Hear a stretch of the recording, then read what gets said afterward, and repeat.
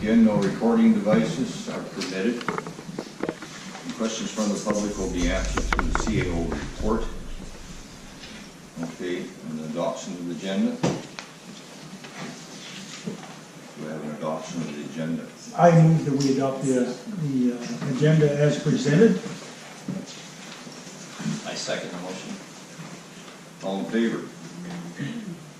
Passed.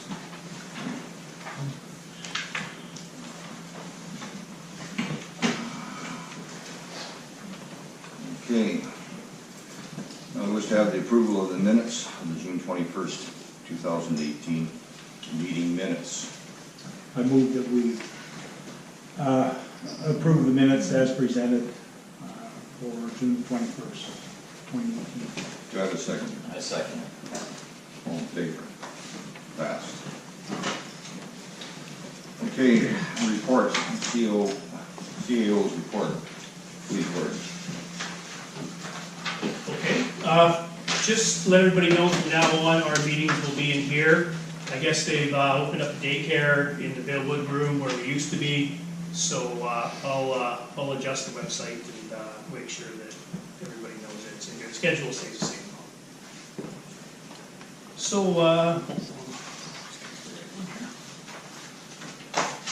from Coors Engineering perspective, we continue to work with Coors Engineering regarding the preliminary design of the water treatment plant. The tentative project schedule is as follows. Award the site preparation contract in September. The site preparation construction is going to begin in October. It will go through to December. The contract is 120 days.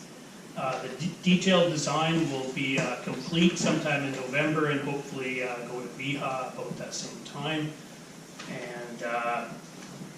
And then in 2019, we're going to do the tender process in the first month of 2019, which is January. And the reason we're going to do that is because we think it's a lot better time to release the tender documents in January, in the beginning of the year, when companies are a lot more hungry. We could probably do it a little bit earlier in December, but releasing tender documents in early December it is not a good plan. So we're going to wait and release them in January, and then we'll award the contract probably sometime in early February, and hopefully the construction will begin in February or March.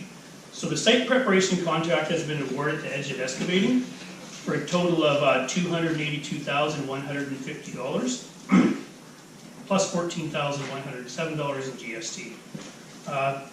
It's anticipated the contract will start in October, and we had 5 bids, and they were ranging from $282,000 to $750,000. Wow. So there was quite a range in the bids. So as you can see, that Edge's bid was very competitive, and I was thinking from my perspective, based on my past project management experience, that it would probably come in somewhere around $300,000. So I was quite happy to see that it came in under that. So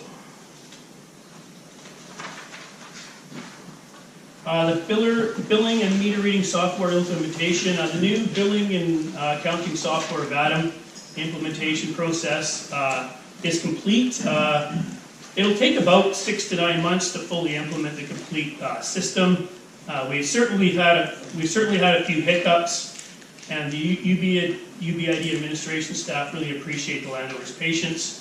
We're getting there. We're not running parallel with the other system now. It's actually going a little bit better than we had planned, but it's a brand new system, and we have to migrate a lot of data over. And so, yes, certainly there has been a few hiccups, but every week it's getting better now. So thank you for your patience. Island Timberlands stakeholder meeting. Island Timberlands have invited UBID staff, which is myself and Danny, our superintendent and chair, to participate in our Langley Lake Watershed Assessment Stakeholder Meeting. Island Timberlands consultants have finished the assessment and completed their report. The stakeholder meeting is an important step in our Island Timberlands Watershed Assessment process. So Island Timberlands appreciates the participation of the invitees to review and provide input. The proposed date for the meeting is in November 2018, and the agenda will include introduction and safety, a summary of the assessment process, the assessment results, discussion and input from stakeholders, and development of an action plan to move forward with.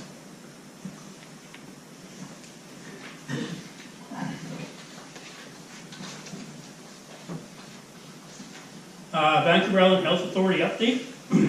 Sonia Jensen from Water Woman Consulting has been hired to work with UBID staff, mainly our Public Works Superintendent and myself, Vancouver Island Health Authority, and the local stakeholders to create a water system assessment plan to meet PHA's requirements to be completed in the fall of 2018. Additionally, we have submitted an extensive plan to the Vancouver Island Health Authority regarding UBID's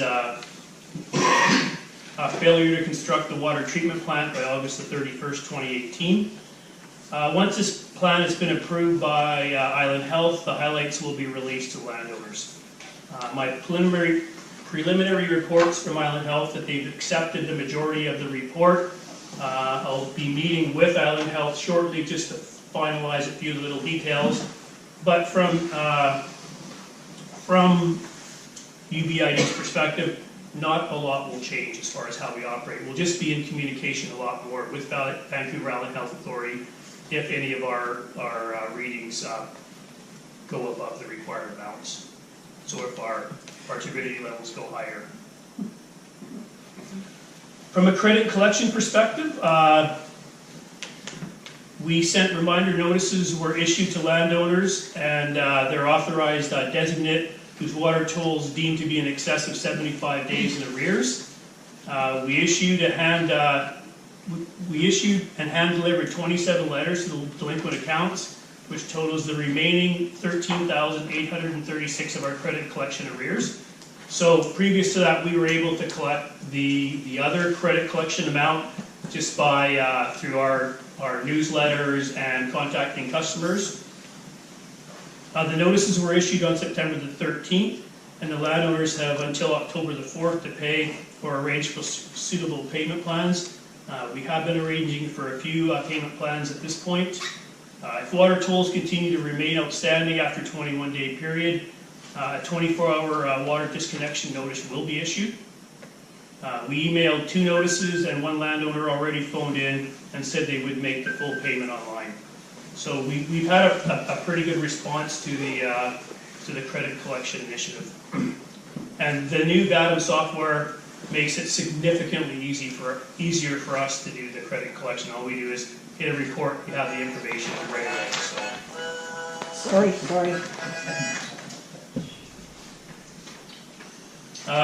Mike Hamilton logging, boom log donation. So Mike Hamilton donated logs for the replacement of the Langley Lake log boom. And that basically what it does, we have a log boom all the way across the lake, and they're large diameter logs. And what it does is it helps for anything to float into the area where our dam is. So it basically creates a floating dam to create any trees that may fall into the lake or anything to keep our dam safe and our water intake. This donation saved landowners of Union Bay approximately $8,000. So that was pretty generous on behalf of Mike Hamilton and his company. So the UBID board would like to thank Mike for his generous donation.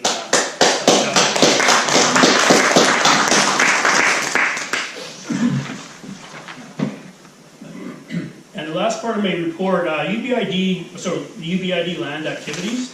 UBID has 3 pieces of land that are currently being handled by myself as follows. So the Crown Land Grant, the UBID on request from the Ministry of Forest, Lands, Natural Resources, Operations and Rural Development have asked us to relinquish the grant back to the Crown because we are not building a water treatment plant on this property. This request was approved by the board, and I've sent a letter to the ministry already. Highway property, Island Timberlands has been given first right of refusal to for the approximate 10 acres of land, hectares, which is about 26 acres, I think, of land by Highway 19 and McLeod Road per UBID's purchase agreement. So they had that written in the agreement that we automatically have to offer them the opportunity first. And we've not heard back from them at this point, but they've only had the letter probably for a week or 2 days. We have a piece of property on McLeod Road, and the UBID board approved the sale of the McLeod Road property, and the property will be listed in the coming weeks. And this concludes the CAO's report. Thank you, Gordon. Mr. Chair. Yes. Just like to emphasize something, Gord, that maybe everyone's not quite aware of.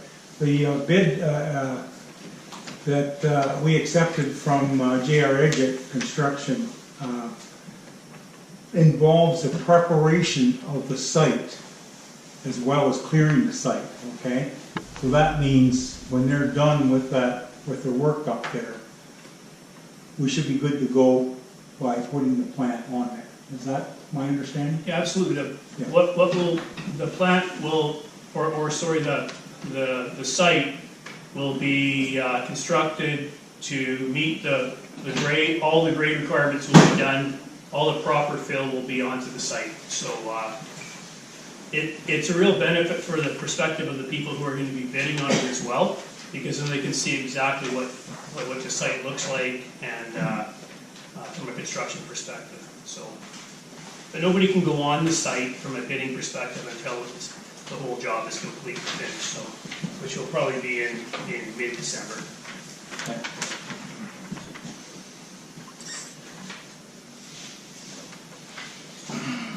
Okay. The fire chief's report. Rick, would you please read it out? Union Bay Fire Rescue Fire Chief's report, prepared by Mark Jackson, the fire chief. Date prepared September 4th, 2018. Before I get going on this, I just want to bring up the open house, so before I forget. Fire Protection Week open house at the Union Bay Fire Hall is Wednesday, October the 10th, from 5 p.m. to 7 p.m. Come on down, meet the firefighters, look over the equipment, and grab a snack. Looking forward to you dropping by. So if possible, it'll be a good chance to have a look at the fire hall, meet the fire department, and look at the new truck. So that's October the 10th. Is that gonna, we can put that on the website too, probably. Yeah. Primary purpose of Mark's report is to keep the Union Bay Improvement District Board informed as to the activities and progress on major programs and or objectives. Incident summary, the department responded to 3 incidents in August. Incident category, first responder, number of calls 1, further action required no. Incident category, motor vehicle incident, number of calls 2, no further action required.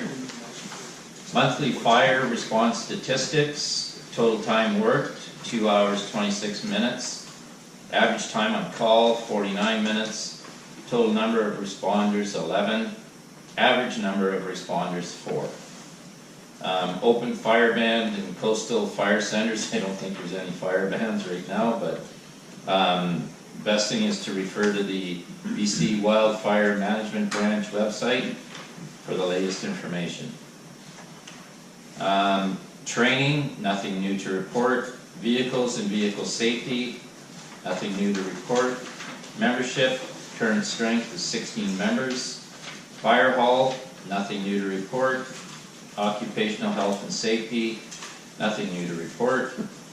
Public relations and events, Lieutenant Pridmore represented Union Bay Fire Rescue in the recent Yana charity event on August 19th. Submitted by Mark Jackson. Okay. All in favor to accept this report? I move that we accept the report. We're going to do the public works report We'll do first. the, Yeah, then we'll accept them all at the same time. All at the same time, okay. Public Works report, please, Peter. Okay, repairs, 6097 South Island Highway, leaking from a split pipe just before the curb stop. Had to isolate leak by turning off a section of water main between Harwood Road and the next fire hydrant south. Installed new section of pipe to the existing curb stop. The area around the east side of the meter box is caving in as there is a small creek running along the front of the property. New connections, 4th Street, new connection from main line to meter, waiting for owner. Machamp Road, 1-inch connection from main to meter, installed 1-inch pipe up from the highway to the meter setter and box. The hot tap will have to wait as there are no flaggers in the valley, not working on other projects. It will be done as soon as the team is available. Valve maintenance, all isolation valves have been cleaned and painted in the system. Water stats, input 0.57 NTUs, output 0.55 NTUs. Chlorine is 1.75 parts per million free. Water consumption is 400 cubic meters per day. The Langley Lake height is 59 centimeters. Water temperature 11.4 degrees Celsius. Langley Lake, stage 1 is still in effect until it reaches the 64 centimeter mark down from the spillway. The lily pad growth again this year was minimal and seems to be improving yearly. The lake is now filling and the turbidity is staying low. The lowest mark was minus 59 centimeters. Respectively submitted from Danny Miguel. Just to be in addition to that, I personally would like to thank Mike Hamilton for that generous donation of the boomsticks, because the ones that were up there were in really tough shape, and we had to get something done about it this year. So it's been done, and that's great. I really appreciate the fact that we saw us way clear to doing that. Anyway, and that's my the public health report. Thank you, Peter. Okay, acceptance of all 3 reports. I make a motion we accept the reports as read. Just like that. All in favor? Pass. Thank you very much.